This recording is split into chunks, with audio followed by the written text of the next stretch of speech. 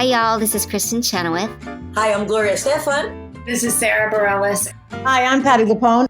This is Lin-Manuel Miranda. You're listening to the Broadway Podcast Network.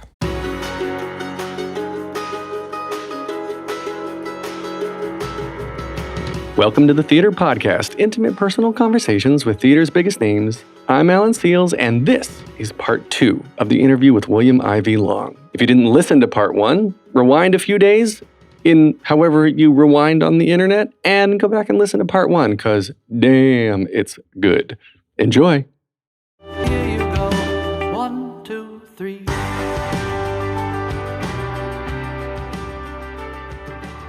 I'm just looking through your credits here. It takes me so long to scroll through your IMDb page. Bless your heart. Bless your heart. Wow. Yeah. Okay.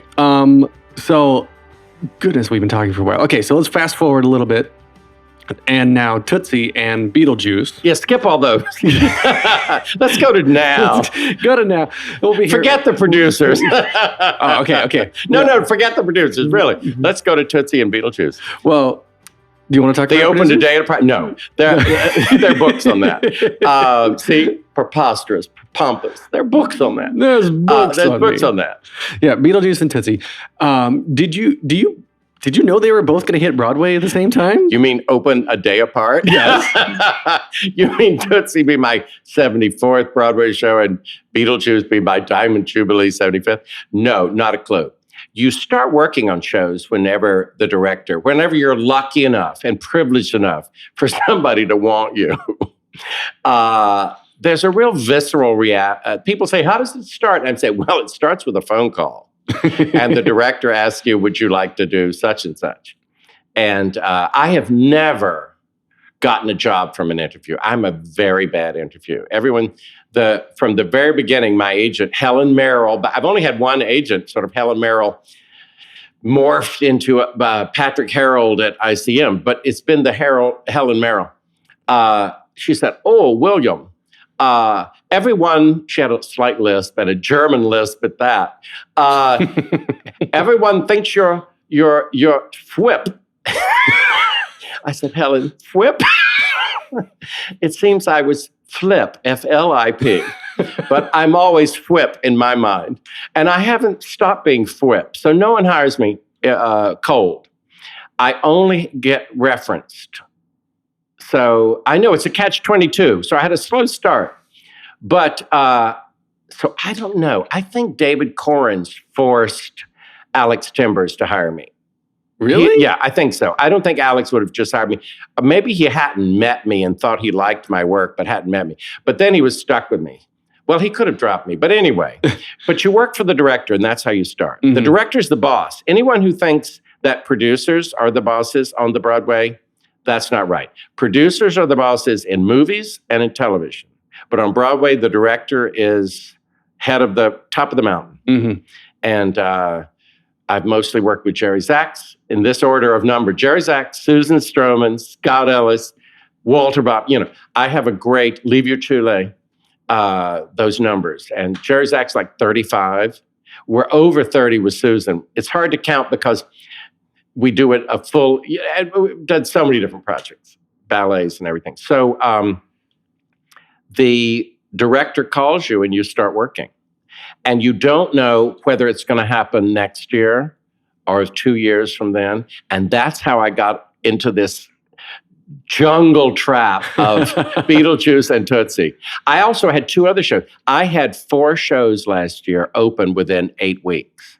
What? I know, right. What? On Broadway, Beetlejuice. Well, we had done out-of-town tryouts for Beetlejuice in D.C. and Tootsie in Chicago. So those technically did open at a previous year.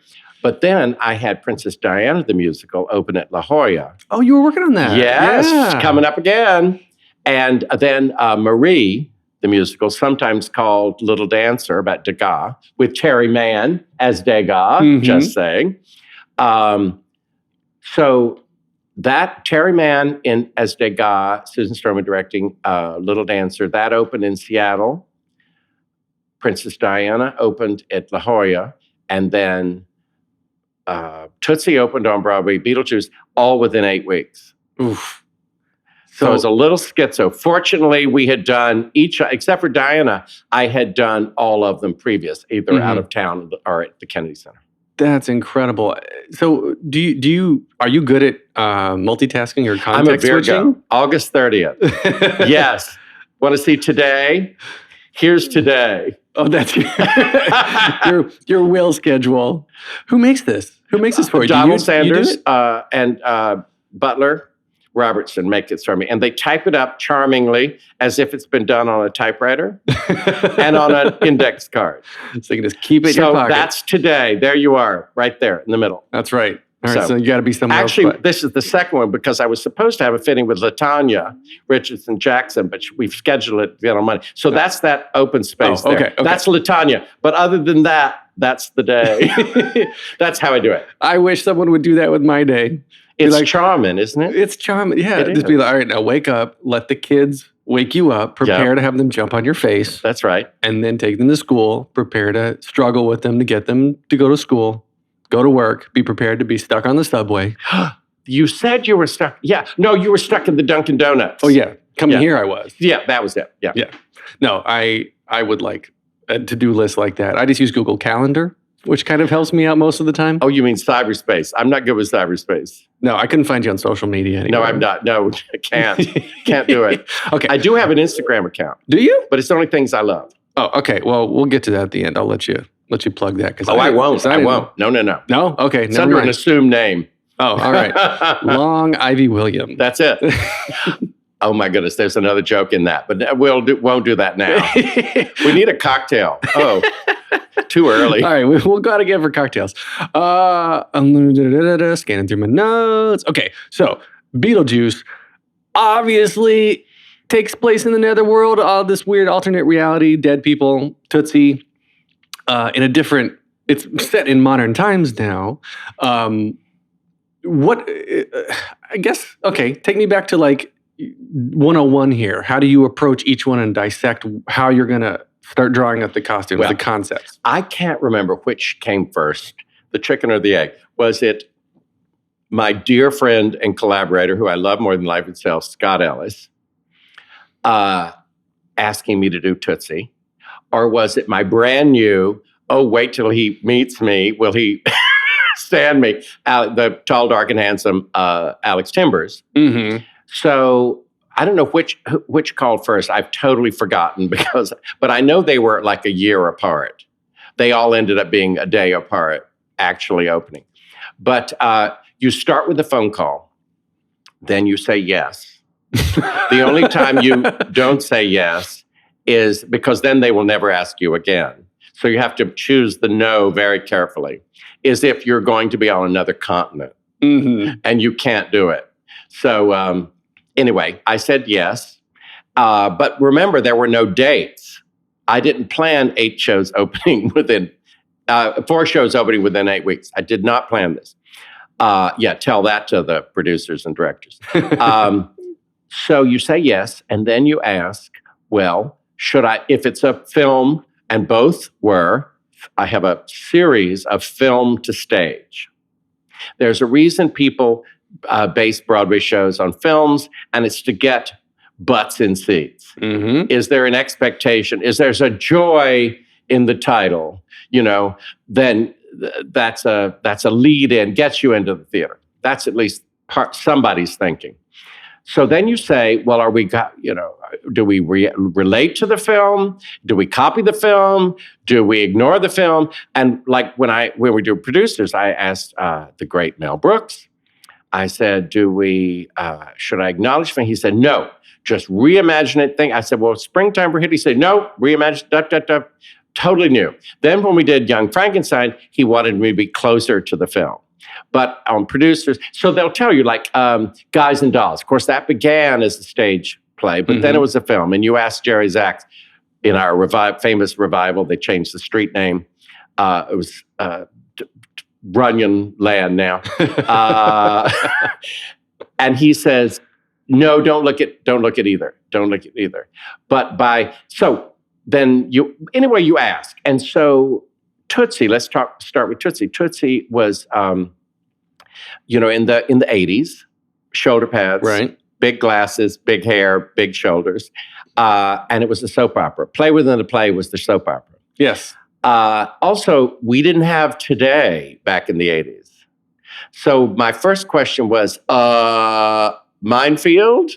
What about the minefields of the Today moment? Yeah, all the tropes. All that, well, just everything. Yeah. And I said, and they said, no, he said, no, we got this fabulous new writer, named Robert Horn, who had never written a Broadway show. I said, oh, poor he'll step in on a landmine and never work again. Well, won the Tony. Yep. But so that was the big question. Why Tootsie? Why now? Really? Those are my questions. So it began like that. But the entire production, Scott Sanders, we have 3 Scotts on Tootsie. We have Scott Sanders, the producer, who thought of it and convinced the rights holder to let an unknown writer, Robert Horn, write it. Then we have the great Scott Ellis, who sets the clocks in motion. He's just the it man. And then we have Scott Rawlinson, our production stage manager. So the 3 Scotts in my life are on that show. And you can ask any of them a question at any time of day or night. All 3 of them are stalwart and true. And it became a moral journey. Moral, M-O-R-A-L, journey, Tootsie. And you ask, well, where's the humor? Oh, no, there's humor, but you have to really know, why are we doing this? Right. What are our values, core values? So because it's fraught with possible missteps. So that was the joy of doing that, something that was dangerous. And then there's David Yazbek. Oh, ladies and gentlemen, drum roll. There's that. There's he. How did I leave that out? I was so busy with my smart-ass Scots that I forgot. Can't forget David Yazbek. And we can come back to him later or not. That should be a whole program just on the awe with which I sit around watching David Yazbek watch a rehearsal. Oh my, the body language, it's extraordinary. Hood up, smunched down, hiding under the seat, standing up, pacing, drumming with your pens. I mean, all sorts of things. Oh, the David Yazbek choreography of his life is beyond. Just fantastic. And his use of clothing to disappear. He's beyond. I could do a whole thing. I could do a book on the alphabet according to David Yazbek's clothing choices. I really must do that actually one day. In all of your spare time. For grown-up children to use. And then we skip to the Beetlejuice, which of course, so Scott Ellis says, no, we're not copying the movie at all. We're dealing directly with these undercurrent, overcurrent, on top current issues, face on, full on. Okay, so that's Tootsie.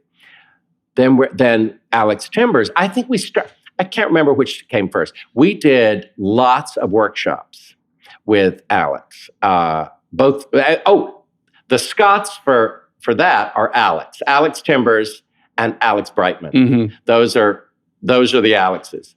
So that's the Alex show, and we learned a lot. And I kept saying, is Mr. Burton going to come? Is Mr. Burton going to be around? Because what my whole focus on working on Beetlejuice was, well, are we going to? We're not, obviously the script, we're not copying the movie in any way, but how about this black and white striped suit? Are we going to have that? So we said yes, but different. So to reimagine Burtonland, and of course, I was the first person there the first day of the opening day of his exhibit at MoMA. I bought all the cocktail napkins, all the straws, every book, all the little broom dividers, and, I bought everything. And just then, and I got them all out. They were on my shelf, and I just went into Burton land, into his drawing. So the idea was to make his wrist. David Corrins makes fun of me talking about the wrist. It's all about the wrist. The wrist. To hear David Corrins do my Southern accent and starting with the wrist is really worth it. You should hear that sometime. It's humiliating when it's in public, and he will only humiliate you in public, never in private, only in public. So me and my wrist But that was really it. I was trying to channel how does Tim Burton draw the world, according to him. How to get inside that brain. And there's so much great art. I mean, it's all great art, everything he touches. Mhm. And I had previously worked on a production that didn't work, that was based on one of his films. And so I was determined this time to really get inside his drawing, his realist, and try to figure out how he looks at people and how to make from brain to the page to the experience for the audience members. Audience? The audience. So anyway, that was how I started Beetlejuice. Did you ever get to meet Tim? No. Mr. Burton? No, Mr. Burton, not met him. No. Really? I'm told we won't meet him either. Why? He's shy. Wow. I think he's shy. Wow. I think He's as shy as Mr. Sondheim is shy. You know, Mr. Sondheim is very shy. Yeah. Huh. So, Mr. Yazbek's pretty shy. Well, I've met Yazbek. Yeah. Well, aren't you? Well, his award ceremonies. See? Yeah, but I mean, they're shy. They're these. I worked with Leonard Bernstein. I did the Maestro's last opera. It was called A Quiet Place, and we did it all over the world. Vienna Staatsoper, La Scala, Kennedy Center, Houston Grand Opera. Started at Houston Grand Opera. Mm-hmm. He was not shy. Lenny was not shy. Probably not. But anyway, they're shy, and I get it. They're shy. So in terms of logistics of the production, directors, choreographers, they go back. Their job is not done after opening night. They go back and they tweak and they clean. The London production often doesn't look like the New York production. So that's what I was going to ask. Like after a show opens, are you typically done until they open a touring production or another location or something? Typically. I like to be hands-on. Certain times we don't finish all the understudy costumes by opening night. Yes. See, got it? Yes. So I'm still a little behind on some of that. Not for Tootsie. Tootsie is it's all those Scots, by the book. We sort of fell into the netherworld on Beetlejuice. So it's free. There's some free form by the evening when it becomes a rock concert that you've never seen. I did the Steel Wheels tour for Mick Jagger years ago in the 89. And so I know from rock concerts and crazy. And so I only did his clothes. No one else wore special made. Charlie Watts always was Savile Row, and heaven knows what the others wore. But Mick, I did lots and dozens of outfits for him. So the screaming, I've heard the screaming, but except for that, I've never heard screaming. Except for the Steel Wheels tour, I personally have never heard something I've worked on break your eardrums quite at all like a Beetlejuice. Oh yeah, they're just screaming. The audience goes nuts, completely nuts. I talked to Leslie Kritzer the other day. Oh well, the goddess. And she was bringing up the fact that there's a young audience now who's here who was born after the movie came out that is enjoying it with their parents who love the movie.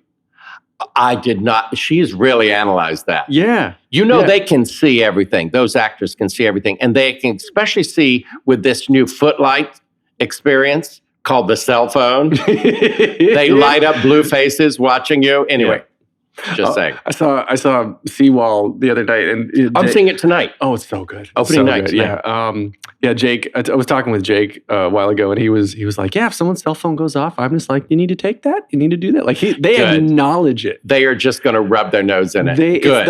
You'll see it tonight. The format. Well, I worked on the show where Patty DuPone snatched one out of the hands of the front row audience member. I loved it. Took it right off stage with her. I love it when actors do that, actually, because it's acknowledging like, hey, we're not TV. We're actually real people up here doing real things. So get the hell off your phone and pay attention.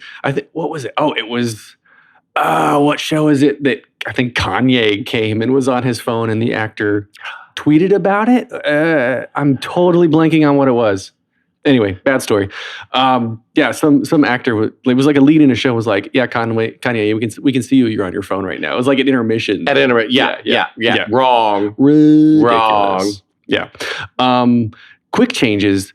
Do you know ahead of time what's like going into the costume design, what needs to be super, super quick? Are you referring to my now infamous being known as a practitioner of the transformation? Go on. Someone asked me once in an interview, I don't know if it was comfortable like this where no one can see my stupid Southern face drooling and staring at you in disbelief at the questions. But so I think it was a written one. And the interviewer asked me what was my signature. And I thought, is it red? Oh no, it's black and white. And that she said, "You're struggling. Shall I tell you what your signature is?" And it's transformation. She told me that I am known for transformations. People changing in front of your very eyes. Yeah. I was told this. So I guess that's it. Wow. She was bright. Very bright. So, and I thought, oh, well, okay, I can no longer hem and haw and say black and white. Right. Or lace, black lace on skin, which I think is my trademark. But I'm just totally turned on by that. Do not even go there.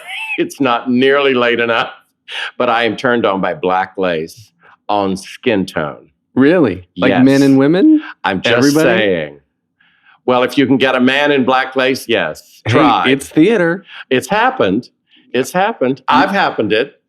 Put me on stage. I'll wear whatever black lace I have a you bit want. of that in Chicago, if you can channel that. Right. And cabaret. And my very first one was in Nine, the musical. Maury Eston, Arthur Kopit, Fellini, Tommy Tune, Mario Frati. They brought that to us, and it was a black and white. They said, let's do black and white. And so that started me on my black and white. Wow. Have you seen Moulin Rouge yet? Not yet. I have to wait to see until they invite me. The They invited me. costumes. Oh, Catherine Zuber. Oh, yes, the absolutely. costumes are incredible. Yeah. Well, yeah. Catherine Zuber, Yeah. what can I say? Oh, yeah. It's wonderful. The show will run for And 50 Derek years. McClain, and, it's wonderful. TV, you did Grease Live. Yes, Tommy Kail. Yes. David Corrins forced him to hire me. I only have a career in the sunset of my life because of David Corrins. I don't understand. And my Rias. Your Rias. My Rias. In the audience. And the audience. I don't understand. You have your credits, your resume speaks for itself.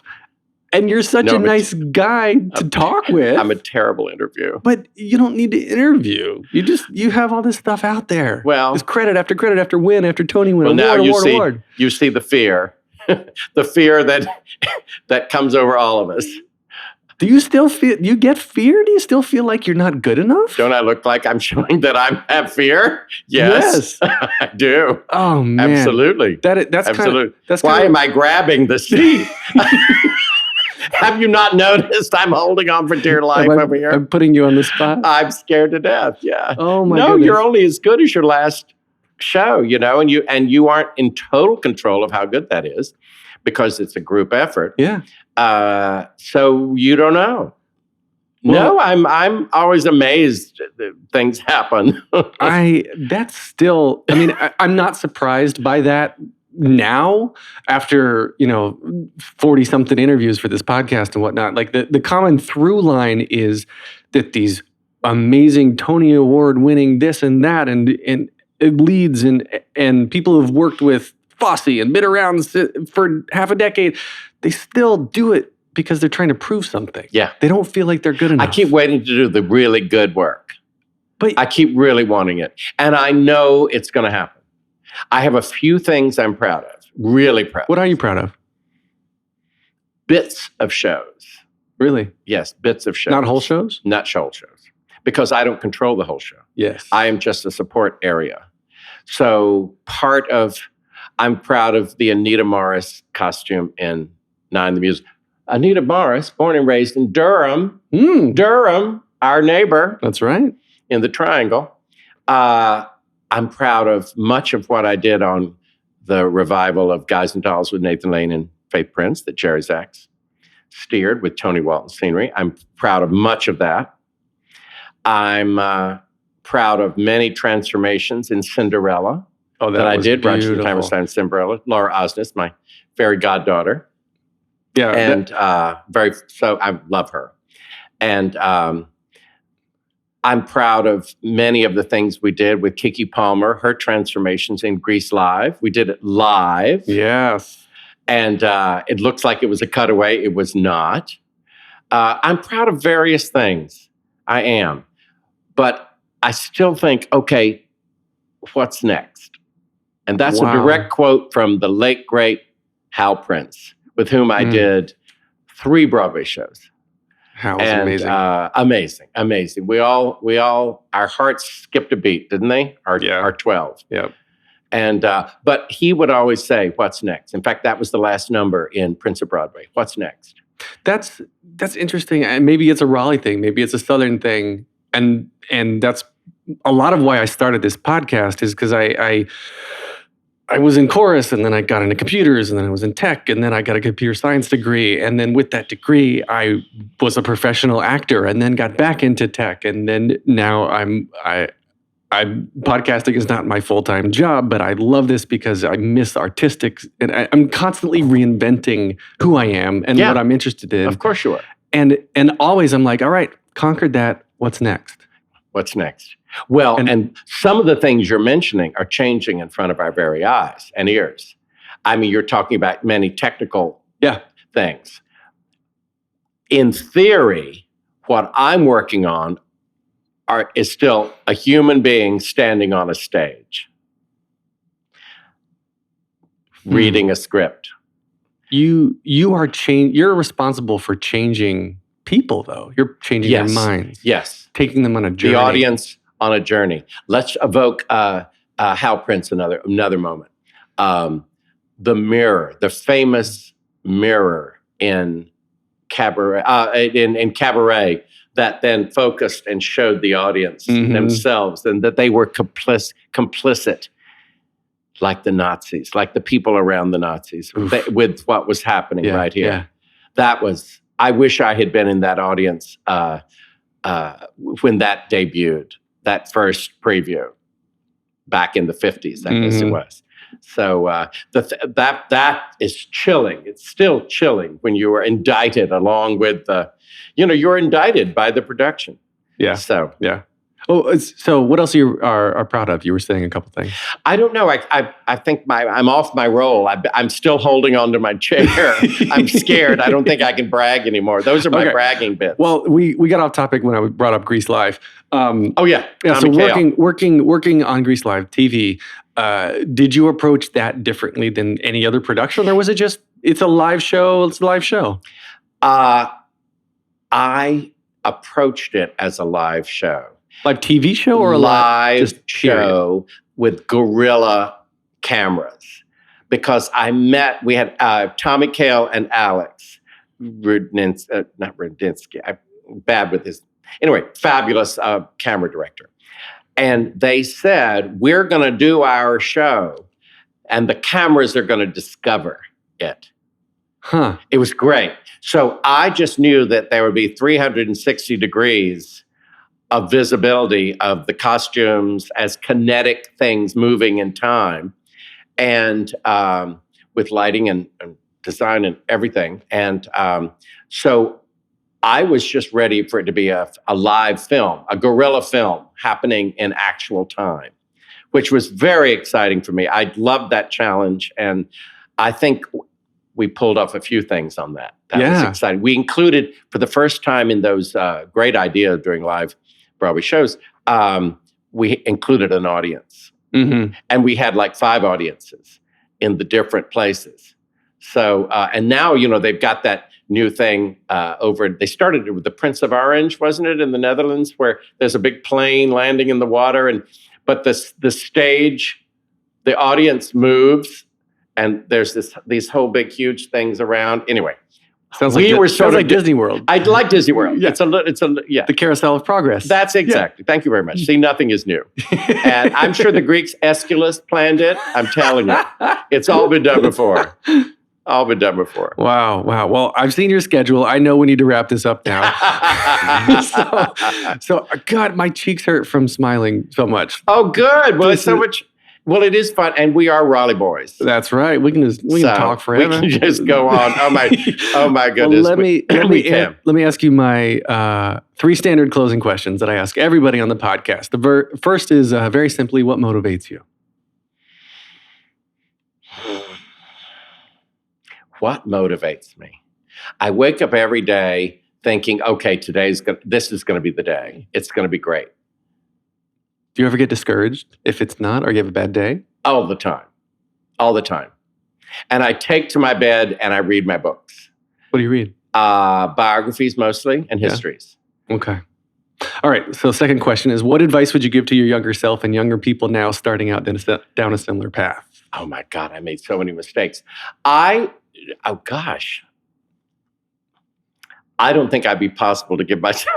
Well, remember, I came to New York in 1975. There are a lot of stop signs I should have noticed. Don't do this, don't go there. And I moved to the Chelsea Hotel. I think I could have done a lot of don't go there.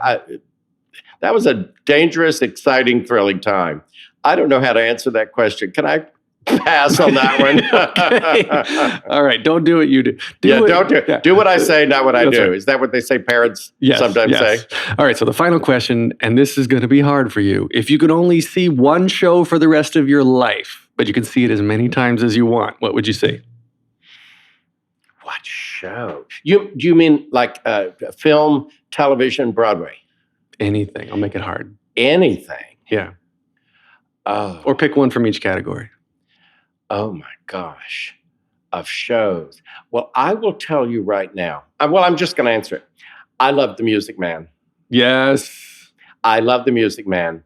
Susan Stroman directed and choreographed The Music Man, and we had a 60 by 40 foot American flag that dropped down, and everyone quick changed in the wings, literally almost in front of your eyes, and came out, and every one of them played an instrument, most of them the trombones.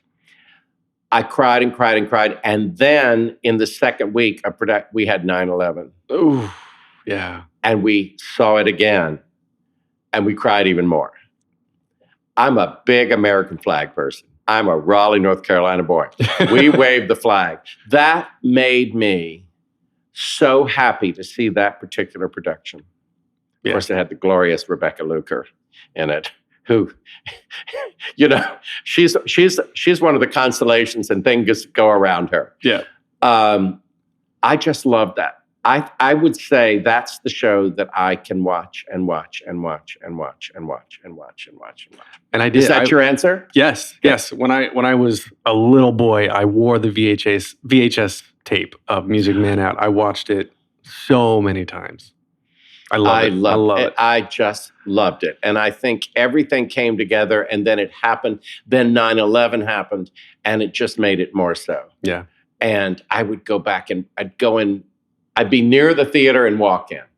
And wherever it started, I just loved it. Cool. All right. So we can find you online. You're not into the socials much, but William Ivey Long. Not at all. Yeah. WilliamIveyLong.com, right? That's still valid. People can go to that. Yes. I think that's, yeah. All right. And of course, Beetlejuice. Wait a minute. What's the www? That's just a domain prefix. Okay. You take it or leave it. Okay. These days doesn't matter. Okay. Yeah, you can have like whatever.williamiveylong.com. There you go. Okay, good. BeetlejuiceBroadway.com. Of course, Beetlejuice playing at the Winter Garden Theater. TootsieMusical.com playing at the Marquee Theater. Get your tickets to both of those shows because they are so amazingly different, but so different. So good. You can get more of me, thetheaterpodcast.com. Show your support at thetheaterpodcast.com/Patreon. You can get me online, theater_podcast on Instagram and Twitter. Leave a rating, leave a review everywhere that you're listening right now. It helps. This is produced by Jillian Hockman, edited by Matthew Hendershot. Thank you to Jukebox the Ghost for all of the intro and outro music you're hearing underneath us right now. And then William Ivey Long, final thanks to you for coming out here. This has been absolutely incredible. Well, thank you. Bless your heart. Bless your heart. Take a deep breath, make the world a little colorful.